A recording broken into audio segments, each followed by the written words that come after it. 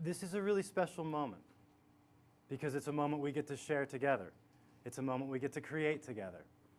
And that, in its essence, is the point of the Regeneration Dialogues, the program that I have been initiating with many lovely creatures through the Metaphysical Library.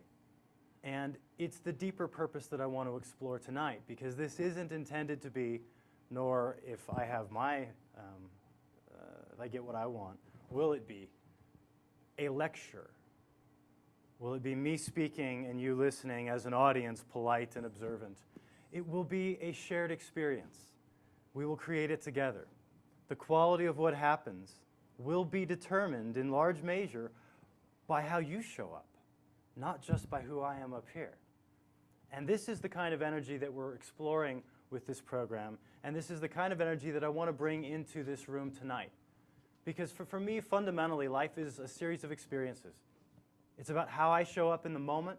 It's about how we show up in the moment. It's about how fully you bring yourself and your gifts to the moment, and how we relate, and how we interact, and how we play, and if we enjoy ourselves, and if we can laugh at ourselves, and if we can bring our fullness into the moment. And that's what creates the possibilities for me. And as I've looked at and experienced my own life, the simplicity of life as experience and us creating experiences together has been an incredible gift for me. It's helped me move through my own challenges. It's helped me understand the world that I live in, and has helped me then bring my gifts forward.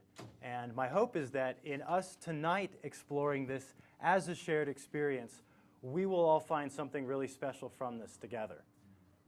So if it's a shared experience, it means that it's not just me and it's not just you here, it's us together.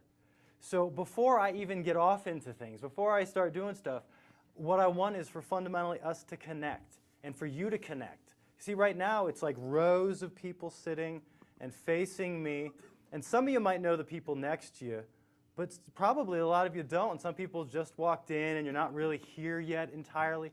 So what I'd like is for me to become not the focus for a moment, and for you to then focus on each other, and to look at the people next to you, connect with your eyes, say hello for a moment. Step back from the lecture and actually connect to the people around you. Now this requires a little bit of stepping out of comfort zones, stepping out of social norms, stepping out of the way we normally do things, and actually going, you know what, we're here together tonight. And the more fully we step into this, the greater the experience we're going to create. You see, now there's some momentum. People are open up. Wow. Beautiful. So take a minute to connect to each other.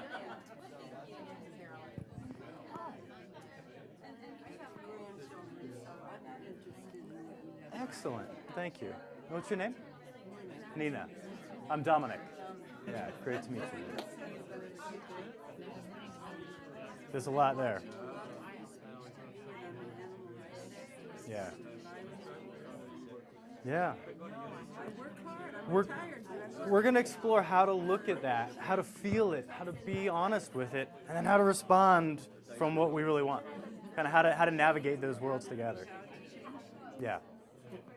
Well, and that's connection. So I would love it if you two would connect with some of the people over here briefly, if you want, because it is your choice. But you're kind of got the little corner of the space here. Steve, Dominic. Steve. Great to meet you, Steve. Seen you before somewhere. I've been around for a little while. Do anything else besides this regeneration? I do heart circles. Did in my village. Yeah. Here, a few weeks ago. Possible. Yeah, I get around a lot. Yeah. Well, wonderful. Well, thanks for being here.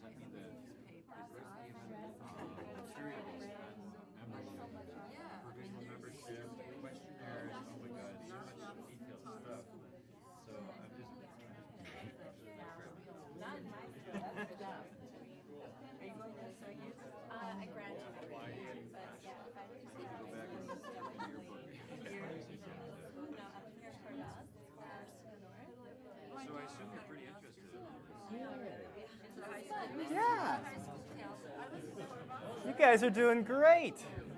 Look at that. Just you break down a little bit and it opens right up. Yeah, excellent.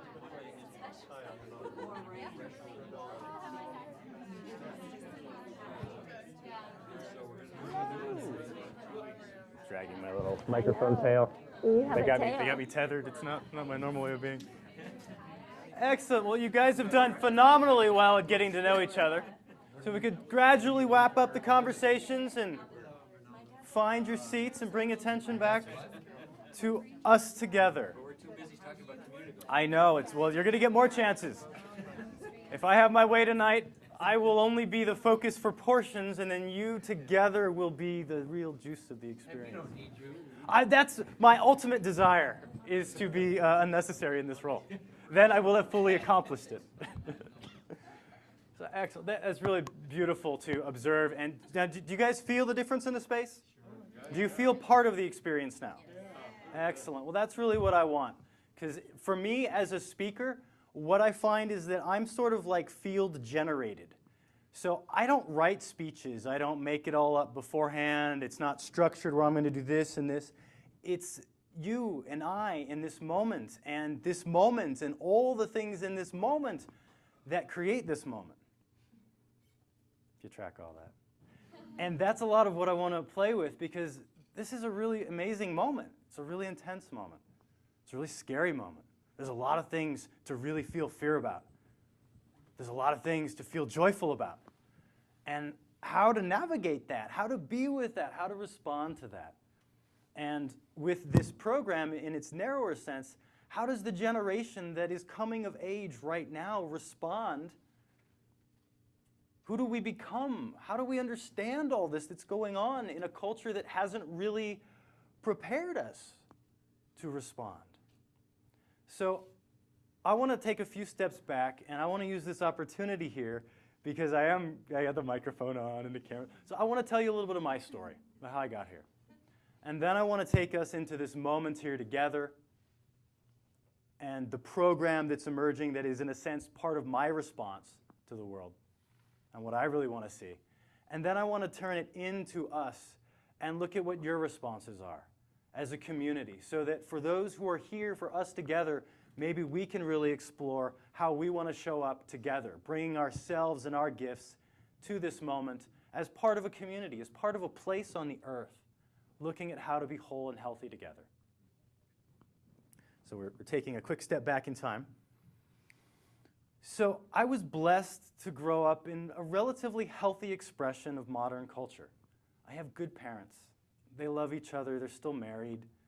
I come from what I think may be the rarest thing in America, which is a really long line of good, healthy men. And I'm really honored to carry that lineage. And I want to just presence my grandfather, who is that line for me. His name was Leandro Allamano. I am Dominic Leandro Allamano. And because he was such a good grandfather to me, at an early age, I started looking at what I was seeing in the world, and I started to wonder if I would be able to offer the same things to my grandchildren someday that I received from him. The particular context for that was a lot of my childhood adventures were spent in the mountains of Northern California. I spent trout and steelhead fishing with my grandfather and my father and my brother. And though I grew up in Sacramento, in the state capital, in this big suburban realm, the linkages to life were very strong. So I was held in a good way, and that helped balance out the challenges that I experienced from growing up in Catholic school and being in an environment that, though it was pretty good for Catholic school, they succeeded in second grade at convincing me that I wasn't creative and that it was okay because not everybody was. And that landed in me in this really intense way. And other experiences landed in me that put this fear in me, that kind of put me inside. And I became really shy. Until life arrived and gave me some opportunities to step into my power. I had a sixth grade teacher that wasn't really a healthy teacher, and everybody could tell. She was a brand new teacher. And a couple weeks in, it felt off. And I took the bold step to leave the class, to leave the Catholic school and to go to public school. And I was the one that broke the field, that stepped through that. And I didn't realize what I was doing at the time, but it unleashed all these other people. It made it okay for them to do it. And out of the 34 people who started that year, only 8 finished it. So it was my first experience of being the one to step out of the norm, be willing to do that, and then to watch things change because of it, and to see consequences that were beneficial, to see opportunities arise because I was willing to do that. Soon thereafter, I came to what I would call an initiatory pace on my path. The week before I started 7th grade, my left kneecap dislocated. I was out at the driving range with my dad hitting golf balls, you know. Nice, simple, low impact on the microphone experiences. And all of a sudden, my kneecap's on the side of my leg, and I'm lying on the ground. And I had no idea this was even possible, and yet this happened, so apparently it's possible. What occurred was that this gift arrived that made it so that I couldn't be who I had thought I was going to be. Every time I tried to go back to the life I had been living, being the sort of scholar athlete, every time I tried to do the athlete part, I'd hurt myself again. And I spent my early teenage years, 12, 13, 14, 15, having a series of injuries in both of my knees, dislocating my shoulders, having full leg casts, braces, immobilizers. I had about 50 dislocations before I was 15. So I went from like normal kid, and I was full grown at 12, so I was this big, and I was just living, having a good life. Then all of a sudden, my body doesn't work anymore. And every time I try to go back to doing what I know, my body doesn't work. So obviously, there's incredible physical trauma and pain that accompanies that. But the deeper level was the spiritual, was the internal, was the emotional, was the, what did I do? Why am I being cursed? Why does my body not work? All the other kids' bodies still work, and then here I am lying in an emergency room or lying there having surgery, and my mom whispering to me, God has a plan for you. God has a plan for you. There's a purpose in this. There's a reason. I'm like, okay, I'll trust in that. I don't know. This kind of sucks right now. It's all perfect, and I guess perfect sucks sometimes. So life came in, and it made the self that I knew myself as no longer an option.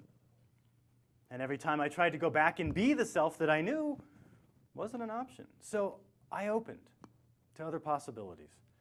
And what I did was I got involved in leadership. I took a side of me that had been dormant, but had occasionally, well, there's a little spark of something in there. Maybe that is something. I'll try that. So I got elected my junior class treasurer, the most like non-responsible job I could find that was still a way to do something. And just to see how that felt. Well, Spirit had a plan for me, like my mom had said. My mom really knew what was going on. A month into that role, I was a finalist to be on the State Board of Education in California as the student member of the state board. I was selected in the final 12 out of 500,000, I think, high school juniors in the state, something of that sort. And I don't really know how I wound up my application finding its way into the final 12, but it did. And so I got a chance to experience myself outside of my school, outside of the realm where I was the kid with the bad knees, and in the honors class I did this, and where all of these boxes held me in place. And I got to go into this new world where I didn't know anybody. I didn't even know me in that environment. I'd never been me like that. And I got to go see what would happen. So I went to this conference with the top student leaders in California for a week, and I got to experience, how do I fit in here? Do I make sense? And I did, apparently, because they liked me and they voted for me, and I got to go to the State Board of Education and get interviewed by them as one of the finalists before I was dropped, which turned out to be a great blessing, because the organization that had invited me and had hosted the conference, the California Association of Student Councils, they had an opening that appeared on their state council. And because of my experience at the event, they came to me and invited me to be the lobbyist for the entire public school population of California. So I wound up a month later, after being the finalist, being the state governmental affairs director of the California Association of Student Councils, and being a part of this group of 25 students that ran the largest student-run organization that we were aware of in the world at that point. We did leadership conferences all over the state, worked with international groups, kids in Russia, and so I went into this whole new world. And there were two fundamental things that came through it. One was the power of experiential education to transform people, to change patterns, to see our relationships and the way we showed up in the moment. And that through small groups, through connection, through experience shared with facilitation to draw forth learning rather than put it in, people could totally transform themselves consciously. And we could do this for each other. So it really illuminated for me, as did the experiences with the other leaders, the possibilities that I had never known in my normal high school world. Now, I also, just for measure, I went to one of the best public high schools in America. I got to go see all these other schools, and I realized, wow, if this is the best, what are we doing to ourselves? This isn't okay. Which one was it? It's called Rio Americano in Sacramento. So coming from what was the best, going to see all these other things, seeing the power to transform our lives, seeing what we could be together, really opened up in me so much that was possible that had not been evident. Now, at the same time, in the lobbyist role, I represented the public school kids at state level government. So I got to go and sit on boards and go to conferences, and I got to testify in the state senate, in the state assembly. I got to go meet with legislators. I got to be the student on a Teacher of the Year committee. I got to have a lot of very unusual experiences and get very deep inside the system. And I was mortified at what I found. It was really disturbing. Now, I had been the president of the Young Republicans at my high school. And then I get inside government, and I'm like, wow, everybody's a fraud. Nobody believes in what they talk about. And I got to see, in a sense, that the Democrats and the Republicans weren't really all that inspiring, that there wasn't really an option there. So this brings me to a place where I'm like 18 years old, and I've seen that the culture that I thought existed didn't exist, and something totally different exists, and it's not very inspiring. It's not the end of evolution. It's not like everything has ever happened has led up to this, and now we're who we are, and that's the way God intended it. Praise Jeebus and America, amen. That just couldn't hold it anymore. And also, I saw how much was possible, how beautiful people were, and how much glorious possibility we held if we weren't being supported in it. So I set out on a journey to figure out who I was in the world, because the momentum where I would have been your congressman by now was broken. Hooray. Yeah. So this leads to college and no sense of what to do or where to go, no majors that inspire me, not really knowing how to find the other inspired people, but just doing the best I could in the midst of it. And all the while, my body deteriorating, my physical body getting weaker and weaker. Atrophy in my arms led to, I guess to give you the better sense, I have hypermobile ligaments. So all my ligaments are just a little bit loose. So my body does funny stuff. Some of it is just novelty versions. Other stuff really, really hurts. So I'll show you the one that's just cute. So I got to a physical bottom at about 20. I had no sense of what I was doing in school. There was nothing that inspired me. I was at the end of the momentum. And so I'm like, all right, there was supposed to be something more. I'm going downhill pretty quick physically, emotionally, psychologically. I was in a really dark place. I was very internal. And then I got what I asked for. I wanted to know if there was more going on. And what happened was my third eye opened up. Being recovering Catholic, I wasn't aware that I had a third eye. And not having anyone in my life aware of these sorts of things, I essentially opened up into multidimensional realities without any support system, friends, peers, mentors, elders, teachers, nobody except myself to experience this with. Where basically I could see things all the time. I'd close my eyes and, whoa, I'm flying around the universe. That's pretty cool. How to make sense of all of this, how to bridge this, I'm part of a multidimensional universe. There's a lot going on here. There's no support system, there's no one to hold me, there's no one to help me understand what I'm experiencing. So the gift was that by having the experiential background in education, I could witness myself. I could be present with my own experience of waking up. And essentially it was something on the order of like getting unjacked from the Matrix, where all of a sudden I see patterns everywhere. I had to stop watching TV because I could decode the manipulation that was coming through each commercial. And I was obnoxious to be with because I would just sit there and tell my friends, well, they're doing this and this is going on. Okay. How do I be me in the world? So my own journey of exploration in that, of looking at how do I support myself because I'm not being supported, led me pretty quickly to come to a place of, if I'm not being supported, and if I'm waking up like this, I bet other people are waking up like this, and I bet they're not being supported, and that's just not going to work. That's just not okay. So my base motivation from a very early age is to be for others what nobody was for me. Was to break that pattern, to start something new. Because it wasn't okay. It just wasn't okay. And I knew what I was going through and the intensity of the experience of being unheld in that space, of being unsupported, of coming into a culture that itself was unable to support itself. You know, there's a sense that we all come from broken lineages here. We don't come from a 50,000-year-old wisdom tradition. We're all new at this. So I got to find myself be something like a child elder. I had to be all these roles for myself and then for others because I didn't know how to find the people to be that, and I could see the space that was unserved, and so I stepped into it as best I could. That's what actually led me to Ashland. As I was tuning in and things were just getting clear, a friend brought me a book from one of the spiritual authors that lives in Ashland. And I was like, look, that's exactly what you were just saying yesterday, and I highlight this, and that's what you were saying yesterday, and this. I'm like, oh. So there's a reflection in the culture. There's something going on that is reflecting where I'm coming to. So long story short, I come up to Ashland to an educational conference. I meet these wonderful people in Ashland, and I wind up getting involved with a summer camp for spiritually awakening teenagers and young adults.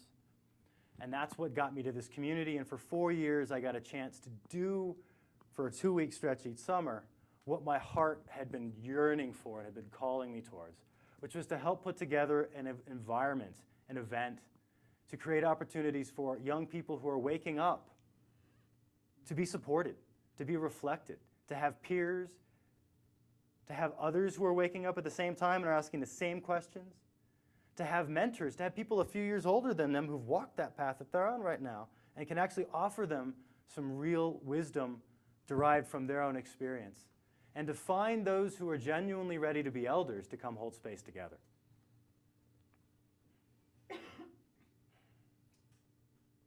Now, in that, I found some of the deeper challenges our culture faces is there was no financial support for any of it. So we were working for free. I was lucky if I could get gas money from my facilitators to get them home after 2 weeks of facilitating all day.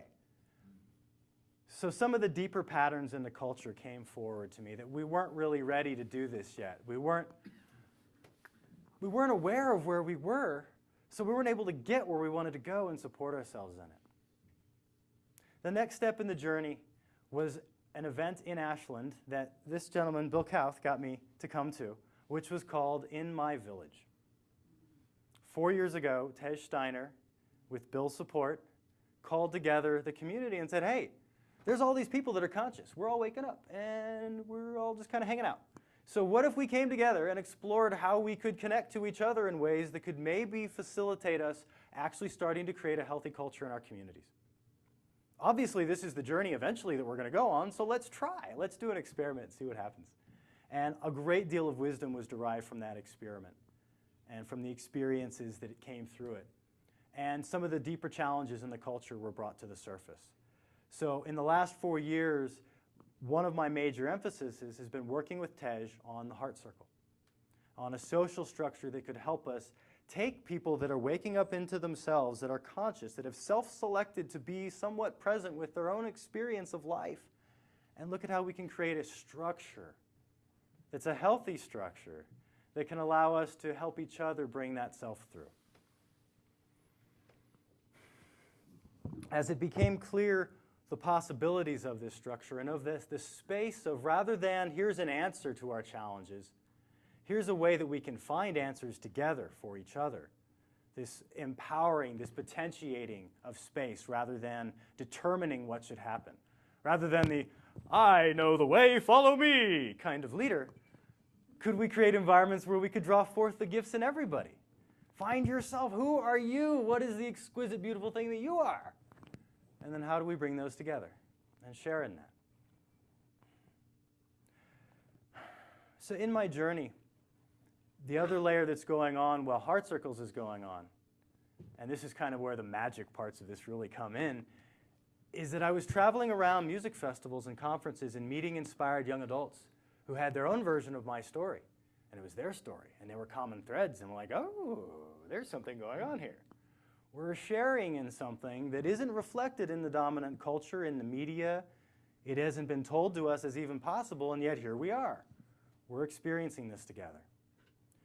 So over the last decade, I have been blessed to come into a relationship with a whole emerging network of incredibly inspired young visionaries who were able to hear their own voice, step out of the culture and the momentum and the assumptions and the roles and the expectations and all the things that we're supposed to do, and had that bravery to break the mold, take the scary unknown step, and start on a new path.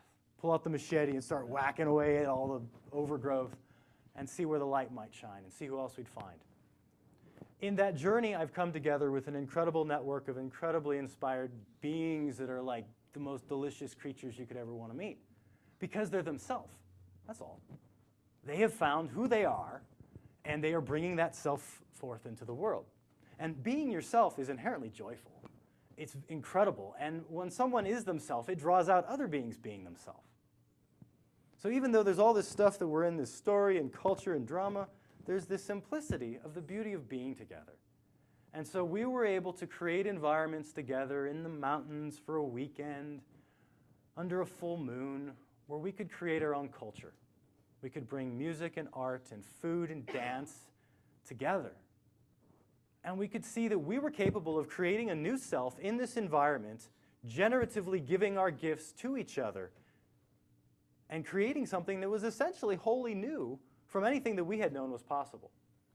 So it validated this principle that we're capable of recreating culture, that we're capable of recreating ourselves, that who I think I am is only part of the story. I'm capable of being so much else, and so are you.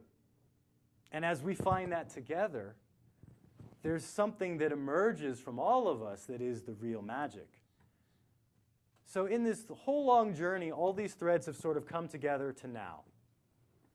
There's all these inspired young beings who are really looking at bringing forth their full power service into the world and being for all of our peers, for the ones younger than us, and in our larger community, what nobody was for us. Renewing that, holding a focus on the possibility.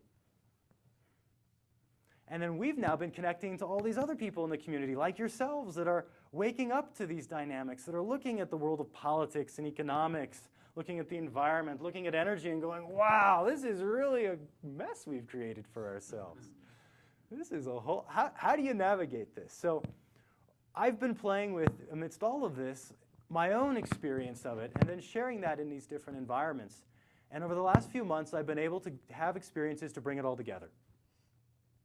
My peers have created a network in the Northwest where we've brought other social artists, other space holders in our community together to look at who we've been in our communities.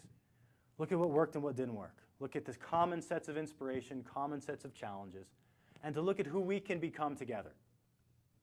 This has been incredible to begin like the next layer of the conversation, to find out where is this all going as we come together with these perfect reflections of ourselves that bring really unique gifts to the space. This then has been able to go and to connect into this larger emerging culture all over the planet, where I've been able to go and to take some of my friends and to meet new friends at gathering of inspired people from all over the world, young and old, coming together from their point of perspective with their gifts, looking at how do we respond as a whole, together, here, now, in this moment, or the next moment, or the next moment, whatever one you want, but how do you want to actually respond together? And that's what this program becomes for me, has been the chance to start to really root down here. To step out of the networks that have been coming together, now that they've come together, and to become a grid point for those networks into this community and into this region. To start bringing down the best of what we found in these meta-networks that have been having conversations on every thread and layer possible, and to synthesize that to start bringing it down to the ground, so that we as a community can start to respond, can start to create. So the simple premise that the regeneration dialogues, as part of the bigger regeneration project, is coming from is that the way we've been living fundamentally on the planet as civilized humans is not viable. Period. And that means it can't go on. That means we're going to have to create something entirely new. That means we get to create something entirely new. You know, because there's a sense right now, particularly, I think people are feeling that this isn't what we were told it was going to be. Where's my hover car? Where's my peace dividend? Where's all my free time that technology was supposed to give me so that I could live and create? Where'd all that go? We work harder than anybody who's ever lived on the planet. Is this joyful? Is this all we're capable of? Now, thankfully, I knew the answer because I'd seen it. I'd seen what we could do. So what I'm wanting to do in the community and what I'm speaking to when I go other places right now is coming to presence together. We've created a situation, and we're inheriting a situation. Like every choice that's ever been made, all of it together has created this moment. We've been interacting with the planet in ways that have devastated the systems that we're dependent on. But we're now dependent on those systems that have been devastating the planet. So it's a really funny situation. Our survival relationships are wired into a non-viable culture, which is then itself embedded in a biosphere. This is challenging for how do you do this? How do you deal with survival and patterns that are based on that, and self-identity that's based on your way of making enough money in the culture by doing something that the culture, the system that's killing the planet, values. And the survival piece takes almost all of our time up. So myself and my peers that have sort of been on the edges have been trying to hold space to do the things that needed to be done and then find ways to survive. Because the circle hasn't really been held for us, as it wasn't held for those who've come before us. So what I've found in all this is that as a culture, the way that we're organized is the problem. And for us to respond with the full potential that we carry, we're going to have to organize ourselves in an entirely new way. We're going to have to find, who are you? Who is that in there? It isn't the you that's been doing the things you did that worked in this last era. But who's the you that's going to come forth that's going to do what we need to do right now? And it's going to work in this era we're moving into. There's a great word that, for me, summarizes part of the dynamic that we're living in with this birth of a new culture and death of an old culture. And it's discontinuity. The things that are really familiar, the way that they've always been, the stuff that worked in the kind of post-World War II America as the hub of the world empire environment, the conditions that allowed that to exist, the options for which the system and our relationships and the global economy and our civilization have been optimized are no longer options. That's really complicated. That's a lot of different complicated layers of economy and energy and food systems and ecology and social systems and governance and technology all interwoven to create this really complex thing that can't work, that we're dependent on. And feeling into that, in my experience, is more than an individual can really do on their own. I know this because I've been largely doing it on my own for a lot of my life. Thankfully, that's really changing these days. And what I found for myself was something I later learned was a practice the Tibetans called crazy wisdom. It's the ability to look at the heart of darkness, to understand it, to see where suffering truly comes from, but to remain in joy. So by understanding it, I can respond to it. By being present with what is, I can then bring forth what could be and actually build a bridge that can get us there. But I wouldn't recommend it for others. It's not a healthy way to do it. I don't want to do what I've done. What I want to do is come together and look at how we can hold space together to feel our feelings around this moment as the full generational continuum to whom it has come to respond. The crisis is guaranteed. We've already created that part of it. It's already there. The question is, do we turn the crisis into opportunity?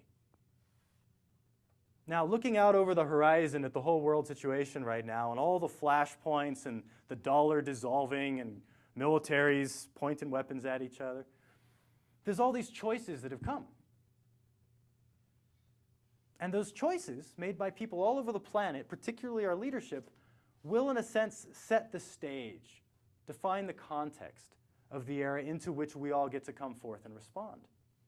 Now, feeling into this, do you feel that the leadership at all levels of culture and government worldwide is capable in a very stressful situation where everything that they've known isn't working, of making really wise decisions, of letting go of their control, of letting go of their favored relationships, their little gravy trains, and being open to creating something wholly new together with the planet?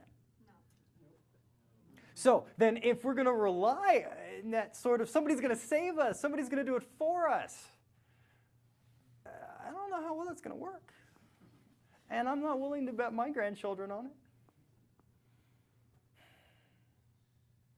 So what the Regeneration Project is, and what this night is, and what everything I'm going to be doing with the foreseeable future of my life is looking at how we here in this place become part of this place again.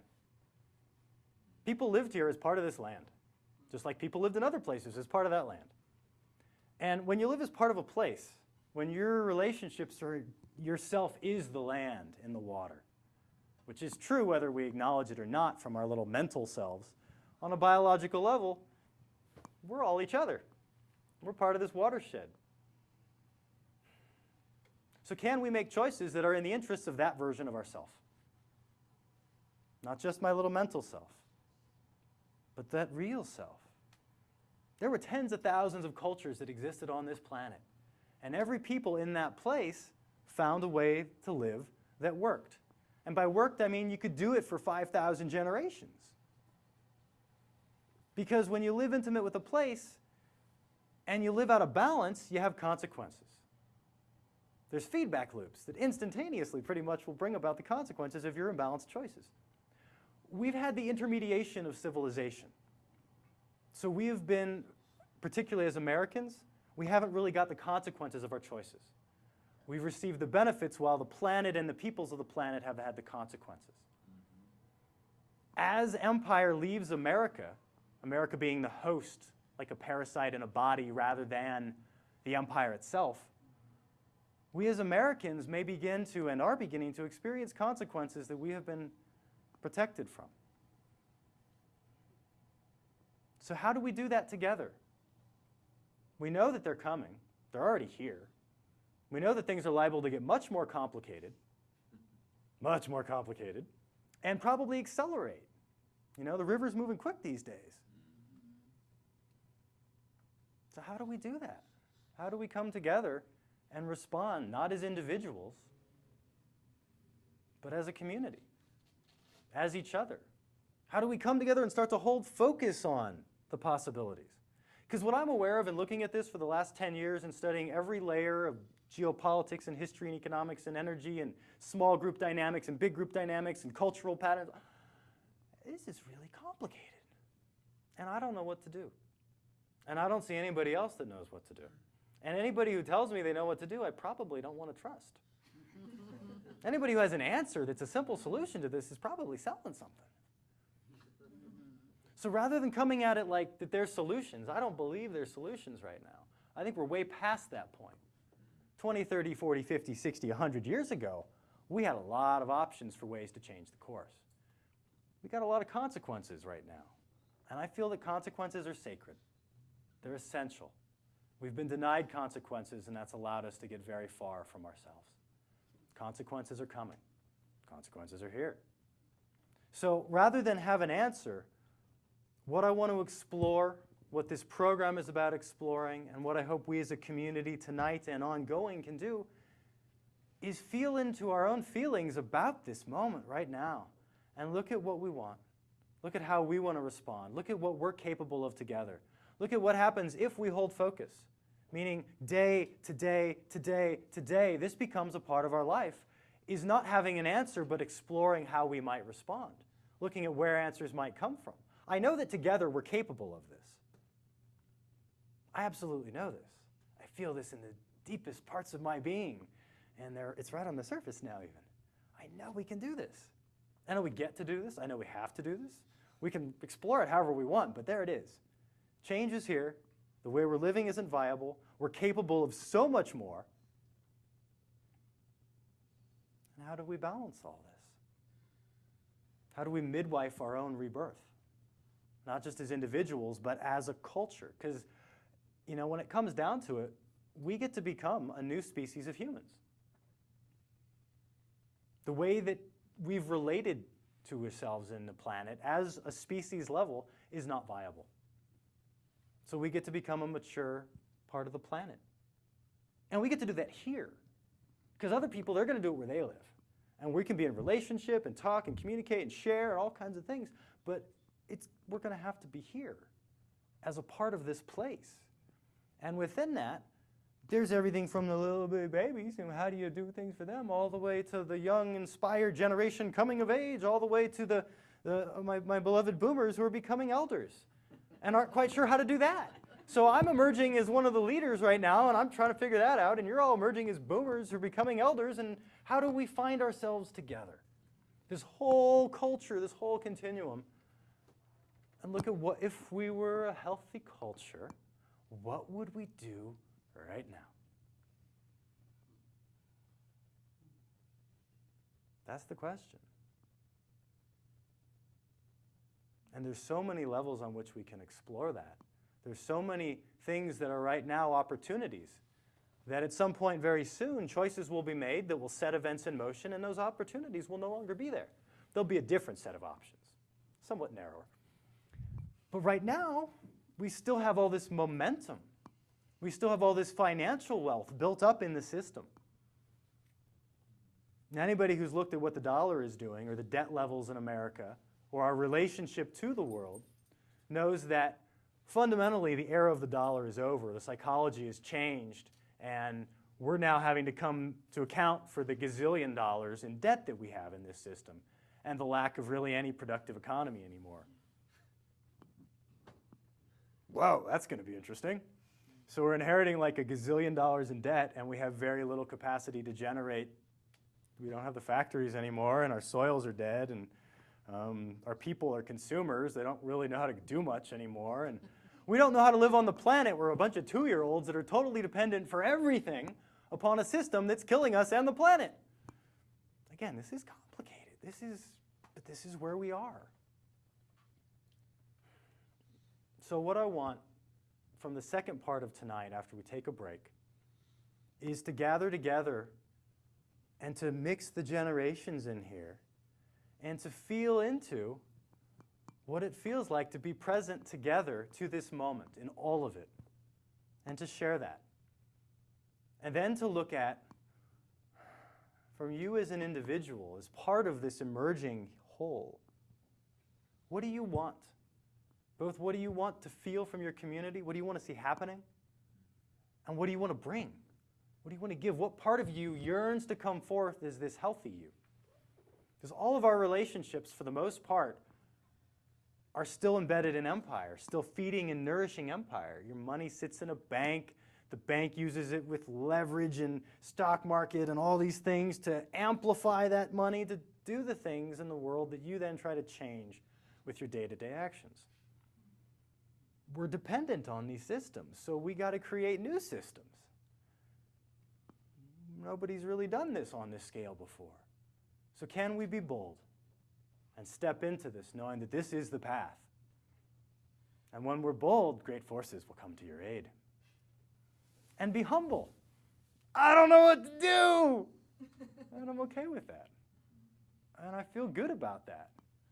Because I know I can figure it out with you. And if we learn how to support each other and to free up more and more and more of our life, creative energy and passion from survival and put it into service, put it into sort of metaphorically building soil, increase the capacity of this place and us as the people of this place to sustain life and to adapt and respond to unforeseeable circumstances. There's no way to know what's going to happen. It's being created as we go. Everything from like highly probable world war and depression to a great global awakening and everyone comes together and we all wake up all at once. And then we're still dependent on all the systems and we still don't know how to even do any of this stuff. So even if we all woke up today, we'd still have to learn to be new in the world.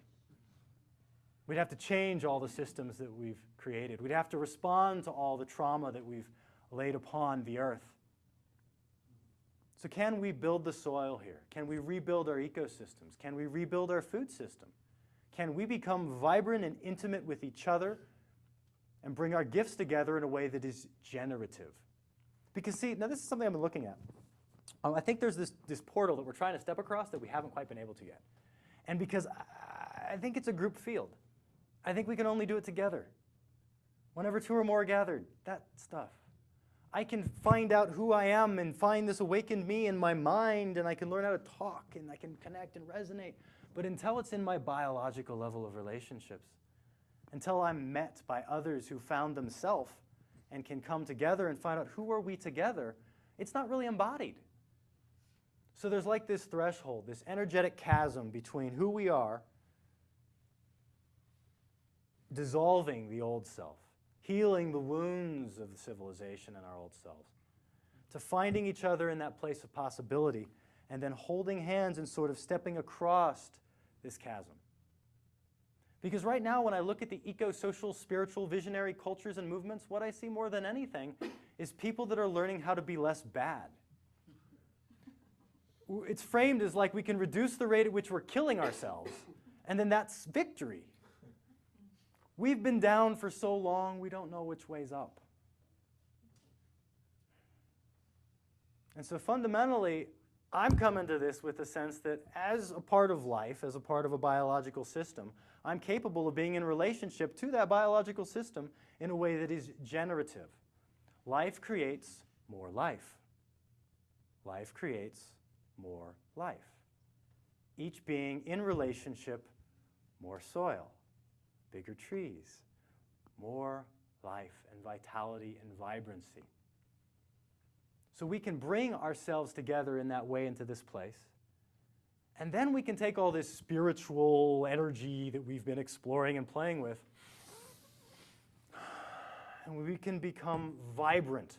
We can become energetically beyond that which we knew possible, because we're going to kind of get to re-infuse these energies and systems in our community with that fullness.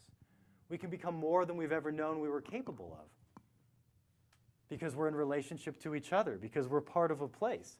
And so then whatever happens, whatever the 6.5 billion humans all co-creating experience here together choose, we get to choose here. We get to respond in each moment together. And in that, we're capable of thriving in the midst of anything. Relative to what may be going on other places, we can be doing beautifully because here we are together. It's the Hopi prophecy, you know, the river is moving fast and don't try to hold on or your shoulder will get ripped out the socket. And, you know, look around and celebrate those who have chosen to be here together now. It's a sacred moment, if we want it to be. It's a beautiful future if we create that now. If we allow the momentum to go where it's going, we will wind up where we've been headed.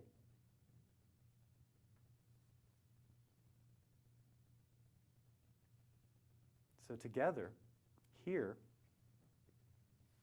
let's create a new path. Let's go somewhere that's a beautiful story so that we can start a new tradition of wisdom from our own experiences by learning from the consequences of our choices together and then sharing that with our children. And so someday, in the reasonably near future, I can be sitting on a creek with my grandkids with wild trout, salmon, and steelhead once again in the rivers, and I can be for them the simple, beautiful things that my grandfather was for me.